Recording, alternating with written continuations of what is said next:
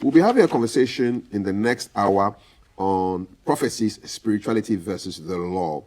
We have a priest and a lawyer here who will be talking about that. But I want to get your thoughts on this because the Ghana police sent us a press release a couple of days back, and they were basically congratulating the religious fraternity for the right atmosphere, but warning people that this communication of these prophecies, oh, somebody's going to die, blah, blah, blah, blah, blah, blah, it will not be tolerated. Your thoughts on this? I have a serious reservation on this subject. And I think that Ghana police must wake up. They are sleeping. They must wake up. In fact, it's a very heavy word, but must wake up. Ghana is a very religious community, as I will speak now. The police has no right over the synagogue, the mosque, the church, or even the fetish priest. This is people's religion. We have freedom of religion. We have freedom of expression. We have freedom of worship. I'm first to admit that a few people, maybe about 7 people in Ghana here, have been a little bit out of order by giving prophecies that are not wise. That should not undermine the credibility of the entire church. And I think that I take personal exception with that statement by the police. Ghana is not a police state. There are so many things that are happening in Ghana now. The police should be concentrating their energy on. In fact, I would have loved a statement from the police on this bottle in front of you. This galamsey. I would have loved a statement by the police on highway robbery. I would have loved a statement by the police in a lot of people who have died in Ghana, including pressmen that we still don't know where they are, the killers are. There are a lot of things that I would have, and I would even have loved a statement from the police over journalists who have been very unruly, doctors who have been unruly, lawyers who have been unruly. I think that, yes, the fact that somebody has done wrong doesn't mean that we throw the bad water and the baby away. And how dare the police decide to control the church? That is wrong. And I think that in our bid to be over-enthusiastic, we shouldn't lose sight of the fact that there are laws in this land. It's not a place for the police at all. It is not something I'll mince my words on it. I think that it's not right. It is because we, the religious bodies in Ghana, have given it a chance. Of all the problems in these nations, is that what the police is going to be concentrated on?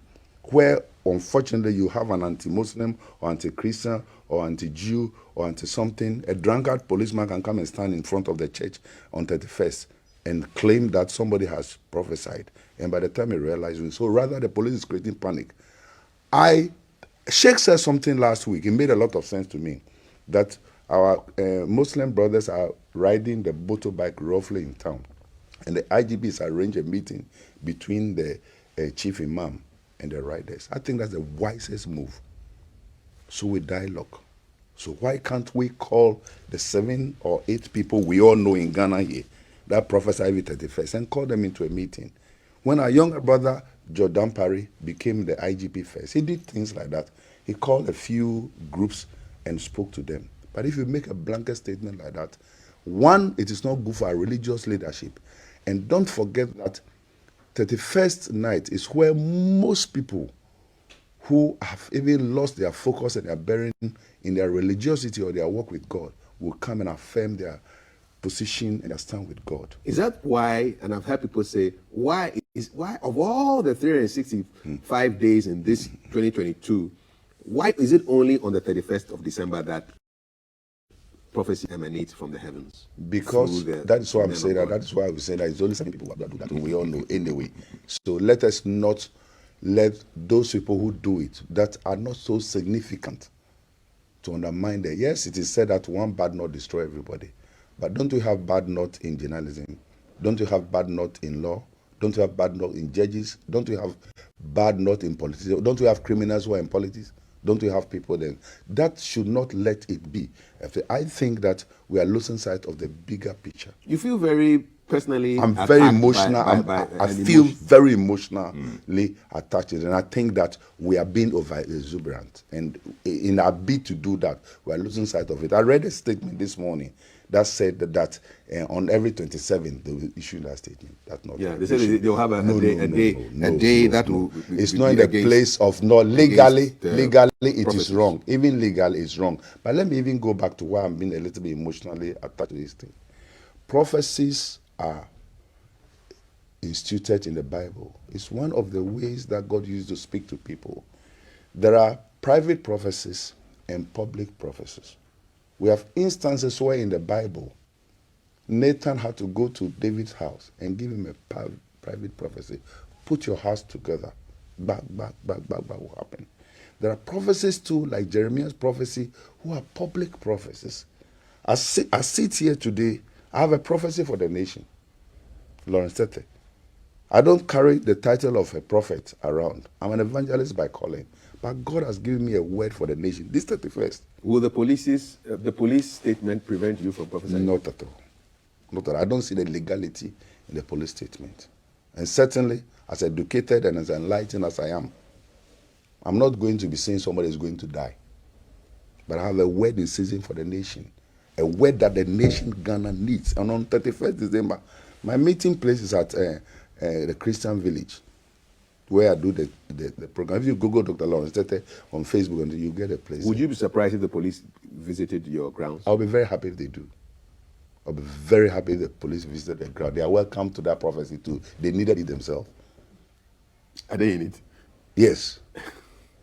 And so we give a word of prophecy. But hear me, if there's nothing like private prophecy, if it is public, there's prophecy that is public and there's prophecy that is personal. And so if I have a word for Sheikh and it's personal, I'll come to him. If I have a Sheikh for my father and chief imam, I'll go to him personally. If I have a Sheikh for you, I'll come to you personally. But if I have a Sheikh, a message for the nation, I have to go public. I think that we should not lose sight of the fact that in the community we live in is a very religious community. We should not gag the synagogue. We should not gag the ashram. We should not gag the temple. We should not gag the mosque. And we should certainly not gag the church. There are a lot of things that are going on now in the nation that is wrong. I hear even people, police these days, go to church to arrest people. That is wrong. The people we arrest in the church, we know their homes. We know how to track them home. Let's give some dignity to the church. And I'm getting very concerned. We know our younger brother, George Dampare, is a Christian. So he should wake up. If it's the younger people or subordinates under him that are taking a decision and they are not reading between it, it's sending a very wrong signal. It's creating an impression that we don't have respect for the church. How dare the police decide to control what kind of word from God? You don't decide what God should do. They shouldn't pollute prophecy. Isn't that the problem, though? For example, how do you deal with false prophecies? How do you know whether a prophecy is false or not?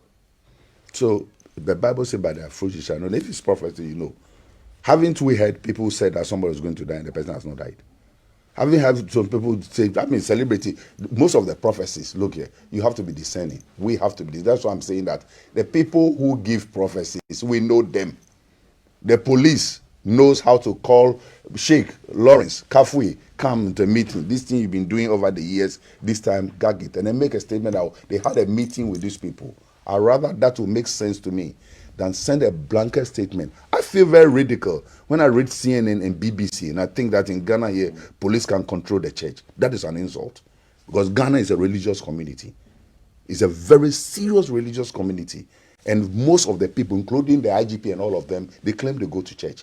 They put the president claim he goes to church. The Speaker of Parliament claim he goes to church. In fact, all the arms of government, they all claim they go to church. And our vice president is a Muslim. So these are religious people. We shouldn't sit down. I think that I take serious action. I'm very embarrassed that nobody has called police leadership into order. Christian Council by now should invite the IGP and the COPs and whoever made a statement and say that things like this, handle it well. Where is dialogue? In international relations, what I studied, there's place for dialogue. There's place for conflict resolution. There's a place for caution. And it's done behind closed doors. That is what diplomacy is all about. But making a blanket statement towards the church like this, I think it is wrong. And it's not something I'll condone here at all. I feel embarrassed that until today, nobody in government or in leadership has called the police that, no, don't go there. If you play with the liberty and the release of the church and the mosque, we are killing our nation. And this nation we live in, trust me, it's not politicians that have held it together. It is what we do here. This thing we do here. You'll be surprised how many people are watching us today. That Sheikh Arimayao and Lawrence Tetteh are seated down with them. We are bridging the gap. We should not lose that. The police has no right at all. And I think that they must also respect the sanctity of the church. This whole thing, if I almost use my slogan, that is nonsense must stop. And then I have the gut of saying that they've even made a statement that now every 27, go and look for the armed robbers. Go and look for the people who are breaking into our cars. In fact, I was expecting the police to give us a guideline on what we should do on 31st to prevent crime. The watch, the alertness, that the people who break in our cars when we are in church, the people who break into our houses when we've gone to 31st, the people who rob people when they are coming from 31st, they should rather give us guidelines, but not to gang the church. Can you imagine how many anti-Christians or anti-Muslim or anti-religious people would take advantage of such a statement? And legally, it's not right. There's no legal backing. I am giving a prophecy. I have a word of prophecy for the nation this 31st. And I say it passionately because God has given me a word. I cannot be cowardized into that word. If we don't handle this thing well, Sheikh, people who mean well, people who have genuine messages from God will be gagged. And by the time we realize, a nation without a clear voice of God and prophecy will be doomed. In fact, a lot of nonsense that is happening in our nation now is because the fear of God is gone. But for the lack of the fear of God, these things will not be happening. Even in England, even in the United Kingdom, and United States of America, they don't give blanket statements like that. The police should know where they belong and know their line. And trust me, there's more work for them to do than going to police church prophecy. Thank you for your very passionate words, Dr. Tetteh.